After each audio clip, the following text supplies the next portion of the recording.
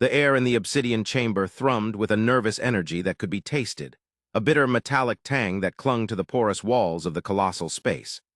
Across the vast expanse, the obsidian surface rippled, reflecting the flickering holographic projections that danced across its face, the swirling galaxies and churning nebulae, the cold, uncaring void that held them all. Admiral Vorkal, his mandibles twitching in a nervous rhythm that betrayed his seasoned facade, leaned forward, the harsh violet light of the chamber highlighting the deep lines etched into his chitinous face. The silence, thick and suffocating, had stretched into an eternity since the news arrived, a singular, devastating blow that threatened to shatter the very foundations of the Krill Dominion, the execution. The execution of the human diplomat. Vorkal's gaze swept across the assembled members of the High Council, the most powerful and influential beings in the Dominion, their presence an undeniable testament to the gravity of the situation. Their faces, usually impassive masks of cold calculation and ruthless efficiency, were now etched with a disquieting mix of fear and confusion. The council members represented a tapestry of Krill life, each a unique expression of the Dominion's might, from the towering, crystalline Esthar, whose thoughts rippled like sonic booms through the chamber, to the lithe, shadow-cloaked Ver, whose eyes burned with a predatory intensity. But their differences were swallowed by a shared dread, a sense of impending doom that had settled over them like a shroud. "Report," the voice of the Grand Overseer, a colossal being of living obsidian, echoed through the chamber, its timbre a low, resonant rumble that shook the very foundations, its massive eyes glowing with an internal fire fixed on the holographic projections, which now cycled through the gruesome footage of the diplomat's final moments. The Krill, they believed, were a race of pragmatic beings. Emotions were for the weak. But the Grand Overseer's voice now held a barely concealed tremor of something else. Vorkal swallowed, his throat suddenly dry. He had witnessed 1,000 battles, commanded fleets that had obliterated entire star systems, but nothing had prepared him for the weight of this moment. The human diplomat designated Ambassador Alara was executed, he began, his voice surprisingly steady, the years of training suppressing his inner turmoil. The execution followed standard protocol. The charges were treason, incitement of rebellion, subversion of Krill law, and interference with the Dominion's core systems. The evidence was irrefutable, and the sentence was carried out by order of the High Council. The words tasted like ash in his mouth. A ripple of unrest spread through the assembled dignitaries. Sibilant whispers, the rustling of chitinous armor, and the unsettling clicking of mandibles filled the air. Several council members shifted uncomfortably, their multifaceted eyes darting around the chamber. The implications were vast, terrifying. The humans, a species that had burst onto the galactic stage seemingly from nowhere, were an enigma. Their technology was inconsistent, their strategies baffling, their social structures utterly incomprehensible to Krill logic. They were a chaotic variable in a carefully constructed equation, a threat the Dominion had initially dismissed, but now, a threat that had to be controlled. The humans had been kept isolated, studied, and subtly manipulated. Now they had executed a diplomat, and the Dominion's reaction had been swift, brutal, and in retrospect, catastrophically unwise. Irrefutable evidence? The Esthar, their voice a cascade of crystalline tones, cut through the murmurs. Their thoughts, even now, were a jumble of anxieties and accusations. The humans are a species of untamed unpredictability. Are we sure this was the right course of action? Are we sure we haven't provoked them? The Ver, their shadow-cloaked form shifting almost imperceptibly, hissed in agreement. Provocation? No, we have asserted our dominance, enforced our law. It is the humans who are the threat. They operate on their own timelines, according to their own irrational rules. They must be contained. The Ver's gaze, predatory and unwavering, was fixed on the holographic representation of the human solar system, its vibrant blue-green planet a defiant beacon in the vast darkness. Containment has failed, Vorkal stated, his voice flat. The diplomatic channels are severed, all communications have been blocked. The human fleet, though small, is aggressive. Our sensors detect increased activity. They are mobilizing, and they are headed this way. A wave of apprehension washed over the chamber, tangible and suffocating. The execution, a calculated show of force, had backfired spectacularly, turning a potential ally into an avowed enemy. Impossible, a smaller Krill, a member of the Bureau of Intelligence, interjected, their voice laced with disbelief. Their technology is inferior, their numbers insufficient. They would never dare to attack the Dominion. Vorkal turned to the intelligence officer, his gaze hardening.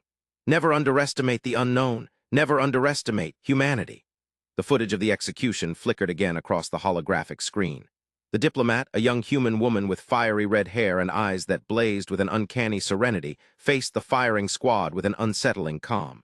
Her last words, translated by the Dominion's universal translator, were simple yet haunting. "You will regret this." The Grand Overseer's internal fire flared, casting elongated, dancing shadows across the chamber. "What is the projected timeline?" it rumbled, its voice laced with a palpable sense of urgency. Vorkal consulted the tactical displays, the complex equations and projections flashing across his internal visor. Based on current trajectories and estimated speeds, they will reach the outer systems in approximately 10 cycles. Their fleet is comprised of a small number of cruisers and destroyers.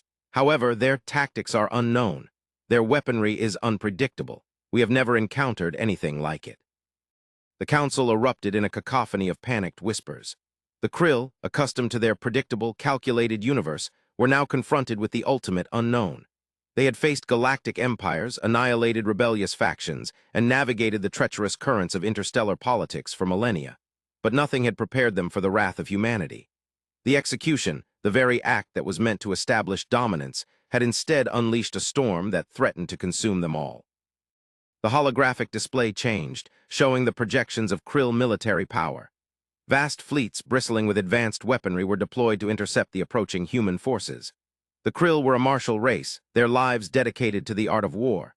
But their strengths, their reliance on cold calculation and predictable strategies, were now their weaknesses. They were fighting a ghost, a phantom that shifted and changed, a species that defied all known logic. "Prepare for war," the Grand Overseer commanded, its voice echoing with a grim finality. "Mobilize the fleets, prepare the defenses. We will meet this challenge, and we will prevail."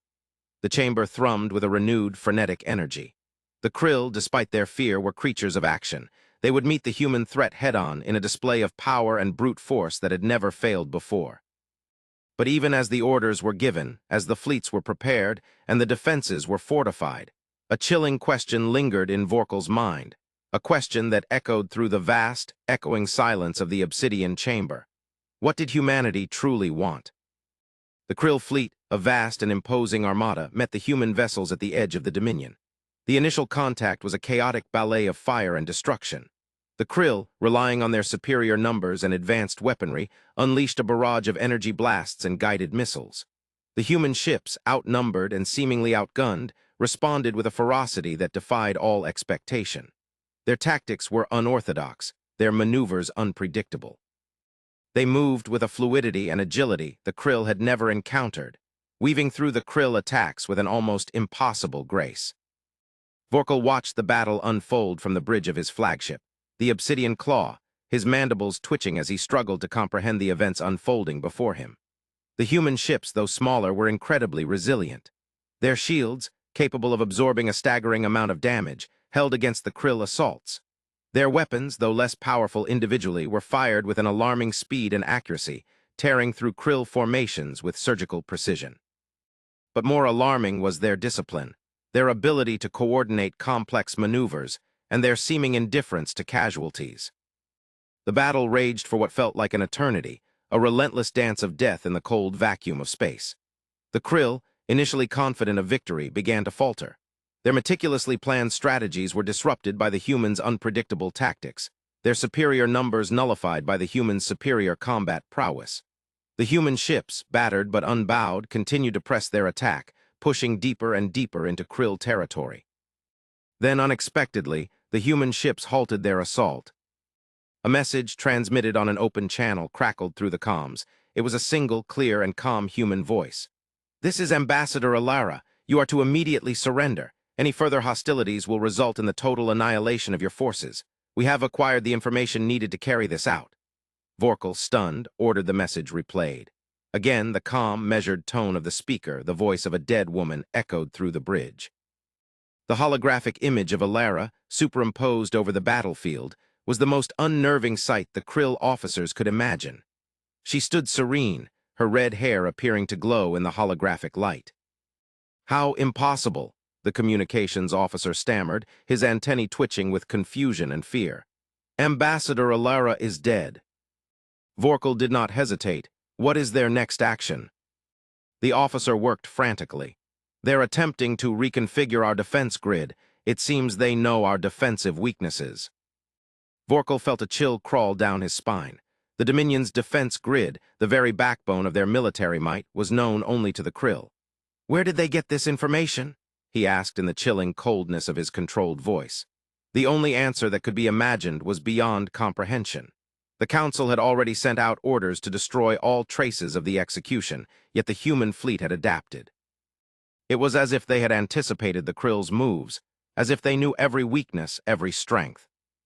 They have a device, a neural interface. It is capable of accessing our systems, even our strategic databases. The communication officer's voice was filled with horror. Vorkal took a long, slow breath. The Krill had underestimated the humans, not just their technology, but their strategic understanding. They had failed to see the danger hidden beneath the calm exterior, the depth of their understanding. They had failed to appreciate that humanity was not just a species of warriors, but a species of thinkers. The Krill, accustomed to their superior intelligence and technological prowess, had dismissed humanity as a chaotic, unpredictable variable. They had underestimated their strategic depth, their emotional intelligence, their willingness to learn, adapt, and strategize in ways the Krill, with their cold pragmatism, never could. The human fleet, in a move that seemed impossible, deployed a device. It was a device that used the neural networks of the deceased ambassador, a device that could interface with Krill systems, exploiting their weaknesses, turning their own technology against them. The Krill, in their arrogance, had paved the way for their own defeat. "Surrender," the holographic Alara said again, "and this will all be over." The Krill fleet, demoralized and outmaneuvered, began to break. Ships turned tail and fled, leaving behind a trail of fiery wreckage. The Obsidian Claw was ordered to retreat, a humiliating defeat etched into the history of the Krill.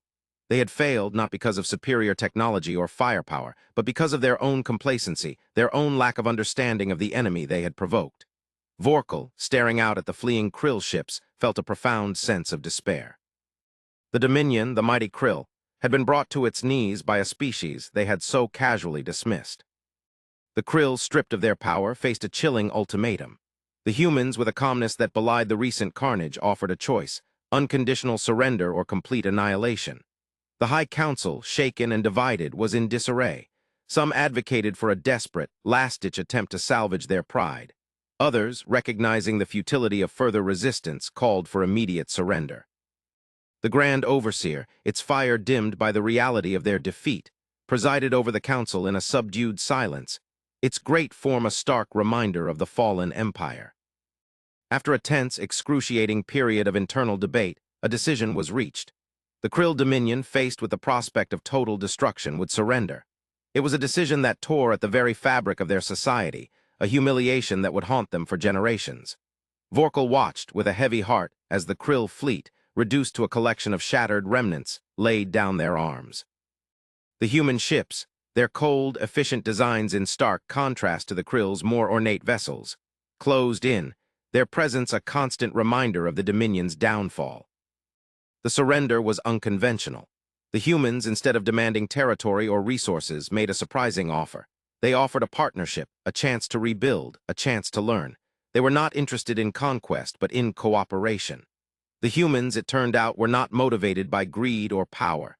They were driven by a different kind of ambition, a different vision of the galaxy. Ambassador Alara, or rather the digital simulacrum that now represented her, addressed the High Council. Her image flickered across the obsidian chamber, a ghostly presence in the heart of the shattered Dominion. "We are not here to punish you," she said, her voice calm and devoid of malice. "We are here to guide you. Your actions have caused great sorrow, but we do not seek revenge. We seek understanding. We are here to learn alongside you, to help you understand your mistakes, and to forge a future in which we can both thrive." A wave of confusion washed over the assembled Krill. They had expected brutality, punishment, the cruel and humiliating occupation of their homeworlds. Instead, they were offered forgiveness, cooperation.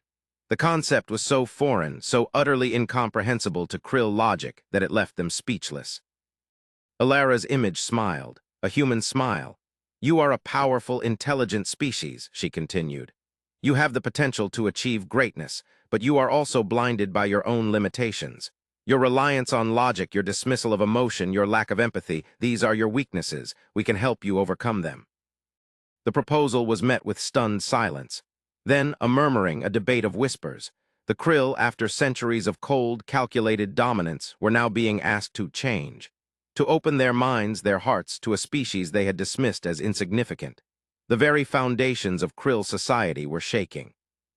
The Grand Overseer, its internal fire rekindling, finally spoke, its voice a low rumble.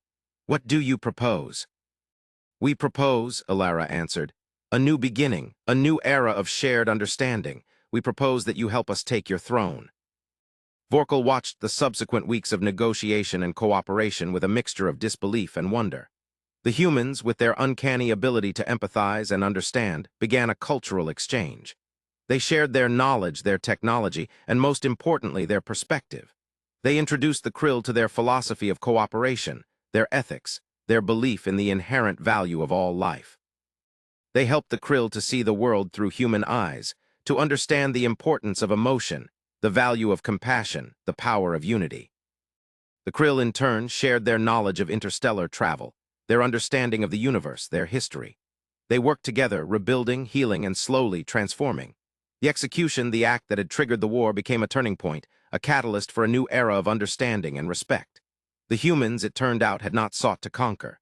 They had sought to liberate the Krill from their own limitations, from the cold, calculating mindset that had almost destroyed them. During this era of intense collaboration, Vorkal and a small team of Krill scientists, alongside their human counterparts, made a startling discovery. Deep within the Krill's central database, buried for millennia and intentionally kept from the public Krill, lay a long-forgotten series of data logs. They contained details of an ancient civilization, far more advanced than anything that had existed in the known galaxy. The data logs described a civilization known as the Architects, beings of immense power and knowledge who had seeded the galaxy with life, creating a network of advanced structures and technological artifacts. This revelation was a moment of profound significance. The Architects had vanished long ago, leaving behind a legacy of technological wonders. One such wonder, a massive structure known as a nexus, was discovered on the far side of the galaxy. The nexus was a gateway, a point of access to realms beyond the known universe, a gateway that could lead humanity and the Krill to a new frontier or an ultimate doom. The discovery of the Architects changed everything. It provided the Krill with a new purpose, a new understanding of their place in the universe. It reinforced the humans' commitment to unity, to the potential of a galaxy-wide alliance. It also held the potential for enormous peril. The Architects may have disappeared because they were wiped out.